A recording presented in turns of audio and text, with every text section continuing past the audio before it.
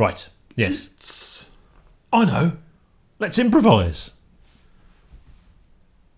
The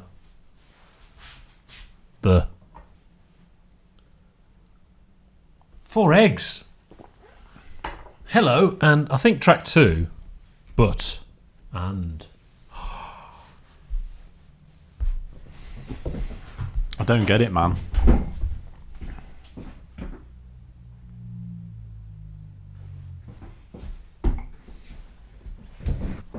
There we go. Bit of improvisation for you at the start of the episode. Yeah, my improvisation. I was too lazy to do any improvisation. You actually got up and did stuff. That's because I do jazz. Yeah. Remember, if you make a mistake, it's jazz. Nice. Okay, so yeah, here we are with more Italian prog. Woo-hoo. I really wanted to have Pizza Hut, but I don't want pizza. I don't really have pizza anymore, so never mind. This one, yeah, great cover once again. That's actual art. I mean, I wouldn't have that on my wall, but some people would, wouldn't they? You know, so that doesn't have to be brilliant. It's just an actual painting that would go in the gallery rather than crap. is brilliant. Yeah. This one is Uomo Di Pezza. There's not much to say because we've done Italian prog, and this is another Italian prog band that sound like an Italian prog band. We can say all the same stuff again. Yeah. Save people going back watching the videos if you like. Yeah, perhaps we could watch the other one and just repeat what it says. That would be great. Definitely Genesis ELP. Don't hear any yes. So very much like the others, really. Probably, but not much. You know, there's more Genesis than ELP. There's not much ELPing. Not understanding the lyrics seems to be more of a distraction. I don't know why. That's the thing for me. Obviously, it's not in the music. They are like PFM and Banco. Yes.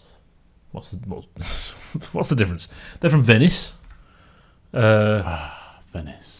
Yeah, we need some sort of xenophobic regional stereotype about Venice at that point. So gondolas. Just one cornetto. Yeah, just one cornetto. Yeah. Delicious ice cream from Italy.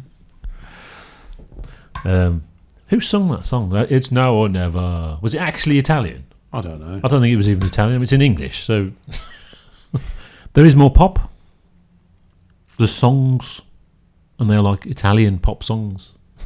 So that's the thing. That's different, and that's because certainly PFM are, well, you know, I think conservatory trained kind of people. They weren't pop stars originally. You know, they were a beat group with a bit of psychedelia. They went through the thing like Spinal Tap. You know, they went through the phases of what was fashionable, and then came to prog. So that is a different thing. I think that's where the pop comes from. Could you call it pop songiness a little bit John Anderson? Not as stuff, but very songy. That's the difference. But it's all very well written. There's a sort of competence to Italian prog, which I like. It's all very competent. They know what they're doing. The arrangements, there's a good sense of taste in quite ridiculous music. Prog is ridiculous, isn't it? That they're very good at making it tasteful and good. Yeah, and there's 7 tracks of Italian prog on this album, and there won't be a lot to say other than that.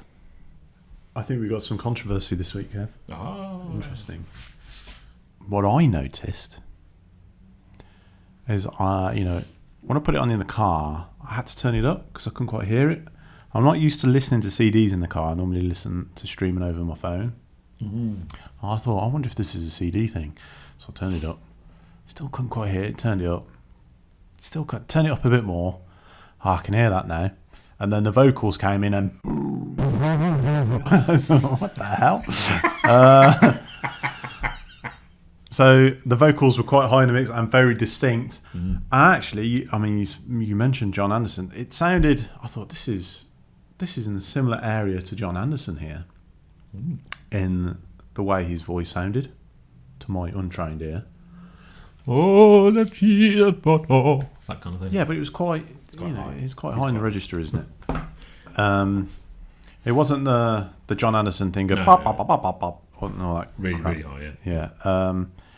But and then I listened. I thought actually these guys would be quite comfortable playing Yes songs, not Yes songs, but songs Not by Yes, particularly Yes songs. Some Yes songs.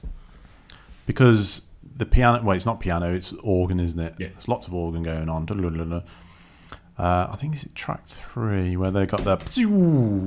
There's a bit of a Moog thing happening. And actually, I was thinking, well, yeah, that sounds Rick Wakeman-esque if it was about 300 times faster and a lot further up. a couple of octaves up.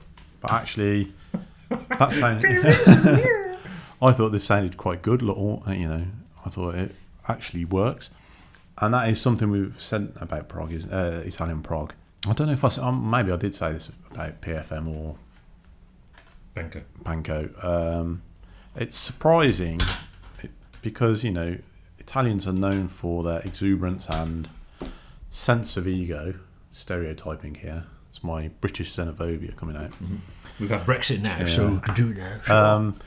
But I find with British music, and in particular prog, you can almost hear the battle of the egos in the band. That's always a problem. Yeah. It's always a problem. It's where it goes wrong. Yeah, but actually, when it can go right when there is a clear winner, and it goes really right when there is a nice balance. Yes. So you see with Led Zeppelin and yes. well, that's not prog. Yeah, but that's an example. When there's a nice balance in the band, there's a bit of mutual respect going on.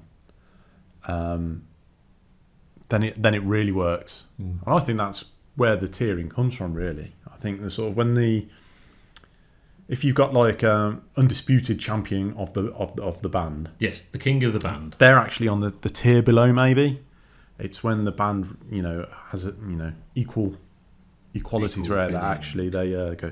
Well, Led Zeppelin doesn't. I mean, it was Jimmy Page. He was the band. Yeah, but I mean, you look at Robert Plant. Yeah, that is a very. He's not sort of like any great musician, but I mean, he almost defined the rock voice. He is like the ultimate rock singer, or at least his early stuff was. I don't know what it's considered from there. John Paul Jones. There was no Led Zeppelin without John Paul Jones. Yeah. Great bass player, great multi-instrumentalist. I think an arranger. And he just made it work. And John Bonham, a very unique drummer with a very unique sound. I think all four, there's no passengers there. There's definitely. There's no, Yeah. As you look at Genesis, you can see the problems with Steve Hackett. Obviously a very talented guitarist, but feeling somewhat marginalised. Yeah, he's like an extra leg. And I think call it spare leg. Pulls it down a bit, especially considering Tony Banks. I don't know about Rutherford, but Tony Banks strikes me as one of those guys who has the ability to call you a complete cunt without actually saying the words. Yeah, just by his presence, just through the vibes in the room. Yeah, what? Yeah. You're not playing my stuff? You've written your own song. An exception to that might be King Crimson, although Robert Fripp had very high standards from his musicians. I think King Crimson's completely unique, though. It's a very strange situation. You were expected to know what to play. Yeah, just he's not the band leader. He's not the leader. Just intuit what was right. But he is. But that kind of works. So to get back, Italian prog, the 3 bands we've done, that battle of egos doesn't seem to come out in the music. That's true. Yeah, it's really interesting, isn't it? And they actually work together. They're actually, despite the reputation of Italian men in particular, to be quite and it works, and it gives the music a brilliant sense of harmony because it's about the music. Yeah, it's sort of like. It's all about getting the music to sound right rather than battling for your bit to be included on the album. Now that might be going on, but it's not obvious in the final product. And that may be down to heritage, musical heritage. I think that's part of it. Or it could simply be that maybe the stakes aren't as high when you're starting a band in Italy. Maybe, yeah. Maybe you can quite comfortably make a living as a a working musician. band, Yeah. but you're never going to get to the heights of, say, Led Zeppelin or whatever. So the stakes don't feel quite so important. Because I imagine you're in like Genesis way. It matters that you get a writing credit on the album. Yes. Because you make a lot more money if you a lot more. Yeah. get writing credits. But I mean, if you're never going to shift billions of albums, then it's not so important, and you can be more collaborative. Yes. This doesn't excite me like PFM did. No, it doesn't, does it? PFM was a revelation to me. It was sort of... It's just great, isn't it? Yeah, for example, in the car, if I have the radio on, at the moment, it's undoubtedly Click FM. Right. So I have a natural inclination towards classical music, and it felt like prog for people who enjoy classical music. So proper prog. Yeah. People pretending. Proper prog. Yeah. This feels kind of similar. Although it does plod in places, I found. I have no idea what the songs are about, which is probably a good thing, which made me think, actually, would I enjoy Yes more if I didn't know what the songs were about? Because it's definitely a block for me. Well, that's the same, isn't it? We don't know what the Yes songs are about either, because they're not about anything. It feels like they're trying to make it about something. It's just gibberish. Yeah. I think for you, it doesn't matter what the song's about. No, I'm very good. It's weird. Get I'm past usually it. very good at not listening to the lyrics. I just like the sound of the voice. I don't even have to hear the lyrics. I just have to get an inkling that they're trying to crowbar, or he's trying to crowbar something in. Some weird hippie stuff. It gives me straight away. It gives me the impression that actually they're not trying to make music. They're trying to do something else, and you're not going to get what this has got, balance, because it's all about it's musicians making music, isn't it? That's yeah. John Anderson wanted to retell Siddhartha or whatever. So therefore his primary emphasis might not be the music, could be wrong. His idea of what music is different. Yeah. And it was about reaching the people and changing the world. Yeah. So yeah, this is a very well balanced album. Very difficult to say anything specific about the tracks on the album, other than some good organ work. I keep going on about the drums at the moment, but I'm quite interested in the drums for some reason. The recording on the drums seemed a little bit... They were appropriate, but it didn't feel particularly well produced, if you know what I mean. Yeah, none of the Italian stuff is expensively produced, or maybe they just didn't have as good studios in Italy. None of them really have good production. I think out of all those Italian albums we've done, the first PFM one I think I liked the most, the sound of it, strangely. Maybe it was just that was very simply recorded and got the sound of the band, whereas now they're trying to produce and things go quiet and dynamic and it makes things fuzzy and if you haven't got the technology, maybe. It made me think, well, maybe it's deliberate, because it does fit. It doesn't sort of like think, oh god, that's a bit dodge, but it's definitely not like crisp and clear, whereas the bass is quite crisp and clear on this. I found myself tuning into the bass quite a lot, and a lot of the time I struggle to even hear the bass. Well, yeah. That's a normal thing, isn't it? Yeah. Poor bass players. So I think if I can actually hear it, it's quite good. I'm done well. Hear the instruments. Yeah. So again, a lot of generalities about it. Funny that you said that thing about egos, the battle of the egos, and it's not there on these ones, and that's a real coincidence because it's something I was talking about this week about something entirely irrelevant. I think it's a British thing. That there's a problem because I was talking about Clive Sinclair and Chris Curry this week and how they, the British computer industry, which we led the world in the early 80s and made a complete pig's ear of it because they fell out and because they were just competing with each other instead of doing trying to make money and do well, and it was disaster. I wonder if that's a British thing. I think you might be right, actually. You think about all these British bands, for God's sake. Doesn't happen in Italy, does it? No. There should have been a rule at some point that everyone gets equal credit on the album. everyone gets a writing credit, like they did with the early Beatles. Everyone got credit on all the songs, didn't they? Well, Lennon McCartney was their publishing company, so Right. all their songs were Lennon McCartney. Right. And yeah, I mean, Paul now says very specifically who did what and whose song, and they did sort of. Well, from what he says, they collaborate much more than people think. He might have to say that though, Yeah. because if he says, "Well, I didn't actually write that," Well, I think if the rule was everyone in the band who made the album gets equal credit, not session players obviously, for all the songs, it means that if it's a if there's like a Steve Hackett yes. in the band, they're not marginalised because people are looking at it and saying, well, he's getting equal credit here and he's not contributing. He's got to contribute, which gives him the scope to contribute. Yes, and then people will collaborate because there's no reason not to.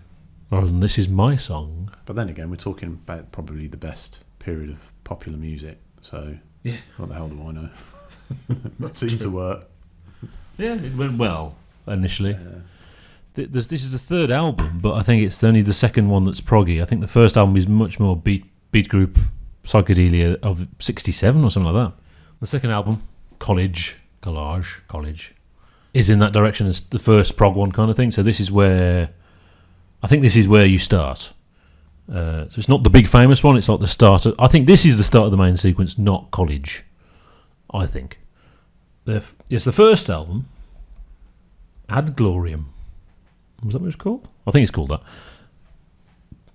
that. It was sampled by Irish DJ David Holmes. I don't know who that is. And that was used in Ocean's 11. What was it? Oh, there you go, yeah. Actually, now you say that just reminds me.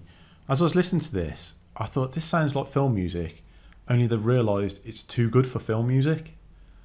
So they've turned it into an album. Obviously, Somebody realised that. that's not it. Well, I don't know. That's not it. But I did think, actually, if that appeared in some of this music appeared in a film, you'd think, wow, that's an inspiring bit of music for a film. Yes, so it is Four Eggs. It's one of those. Yeah. It's a good prog album. Yeah. Start with PFM, I would, if you're going to go into Italian prog. They've still not been beaten. No.